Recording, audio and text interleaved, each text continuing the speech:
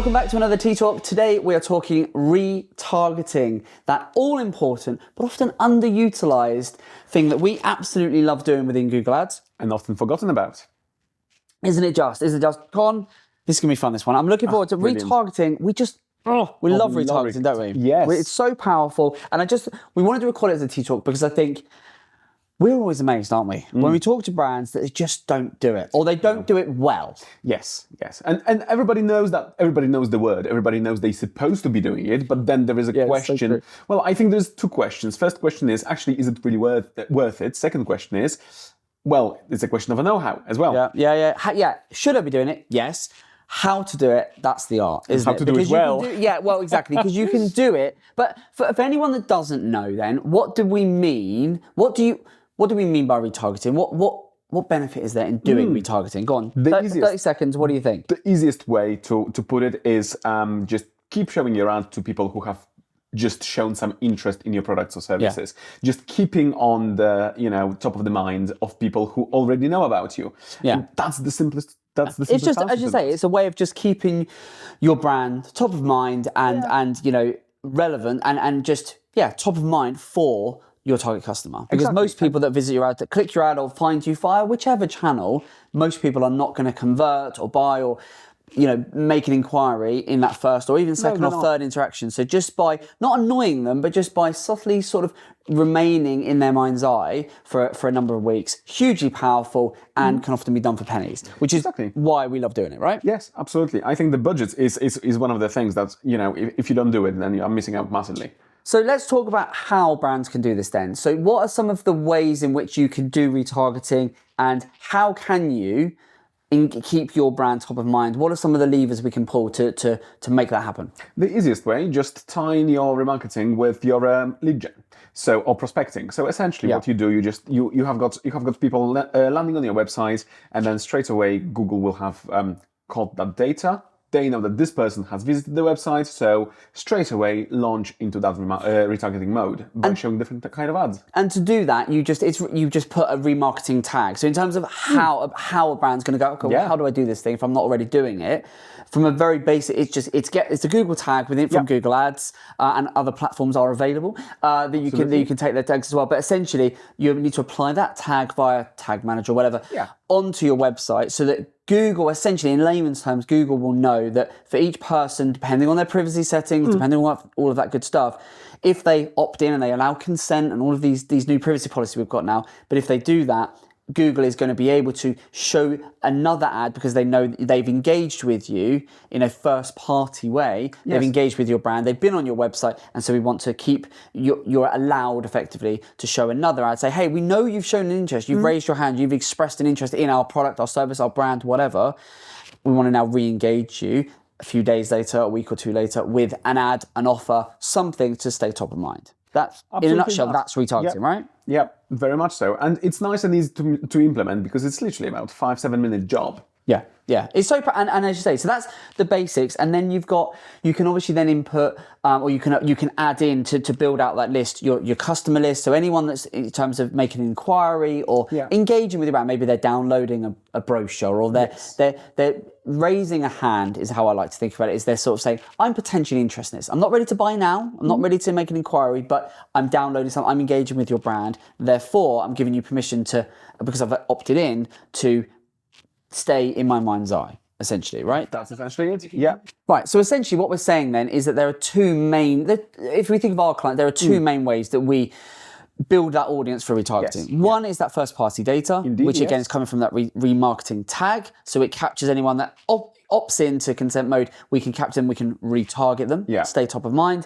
The other thing is then adding embed the customer lists. Yes. The people that have downloaded or they've inquired or whatever, they've expressed an interest in our brand, we want to stay top of mind. So customer lists and first party data, they're the two main ways that we populate our retargeting lists. Is that fair? That's absolutely fair, yeah. Amazing. So we've got the audience. Then what next comes to mind? Creative. Yes. What are your thoughts? Well, so creative, it's your time to shine. So your creative can be as outlandish and as out there as you possibly want. So these can obviously appear in so many different places, because as much as we are going to exclude certain placements because they're going to just get us a lot of eyeballs, but not necessarily, the quality of traffic, you can show off your product, your offer, anything you want using very creative, very visual ways. So there's two ways to do it. You can do stills, you can do little GIFs, you can do anything animated, you can even do HTML5, which is essentially a little tiny website within your ad.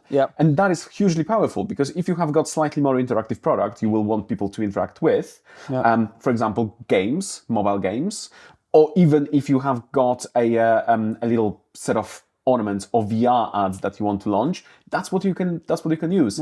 And with that in mind, just be as creative as you possibly can. Mainly because that's a very cheap traffic. Yeah, well, and that is the thing, is the retarget, when it comes to the budgeting of that, because people think, well, how much do I need to spend on retargeting? And as a general rule of thumb, you can take 10% of your prospecting ad campaign, put that into retargeting, and that's what you don't need any more than that. So if you're spending 10 grand on ads, you have £1,000 of that ad, so 1/10 that you attribute to retargeting, you're going to be able to stay top of mind for all of those people you're driving in that top of funnel, all the people that you're getting that first click. For 1/10 of the same investment, you're going to be able to remain top of mind for those folks for weeks on end, potentially, for a fraction of the price, because they've already expressed it. You've already paid for that expensive click, so you can get them for much cheaper click when it comes to the retargeting. Exactly that. And how powerful is this in comparison to traditional modes of advertising, when you have to put your ad, week in, week out in a newspaper? Yeah, and you can obviously mix up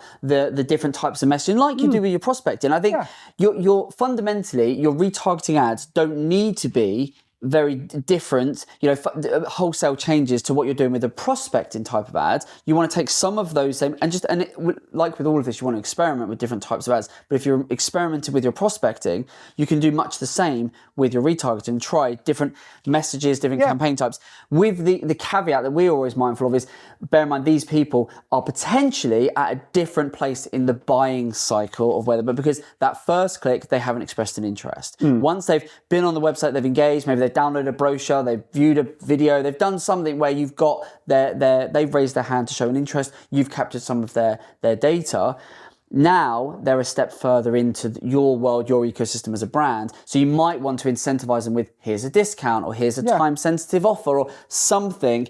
It is a way of incentivizing them to take that next step in terms of becoming a customer. Yeah, and I absolutely love that, because what you are describing is effectively a funnel. And we are quite passionate about just putting together that entire storytelling piece, because it's not just about keeping those touch points going, but it's about keeping them relevant. Yeah, and this it ties in this thing. There's an actual thing that's not a branded thing, I promise, but it's a thing called Evergreen Funnels. What this is, and this is really powerful brands, and if they take anything away from this T.E.A Talk, is to take this away, which is that if you're doing retargeting, if you want to do it better than most, the way to do this is to obviously get the setup right, obviously have great, a mix of creative with strong messaging, yes, but then understand that your customer is going to have different messages. You can serve that retargeting list with different messages depending on where they are with the time decay, essentially. So I'll give you an example. So someone clicks my ad today.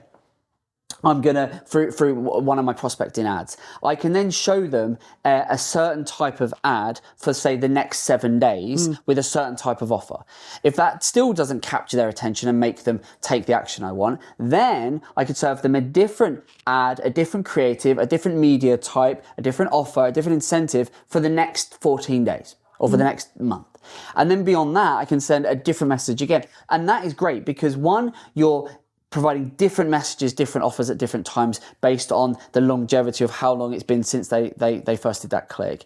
But also what you're able to do is then you're able to remain fresh in the mind's eye of your customer, because you're not just doing what annoys everyone. It annoys us, I'm sure it annoys you. But what you're not doing is then just serving the same ad repeatedly, so that you go, I went on that website 6 months ago and they're still serving the same ad. I'm not interested in your product. How often do we see that? And of course you see that on Google, you see that on Meta, because you get retargeted from Google, you get retargeted then across onto multi-platform.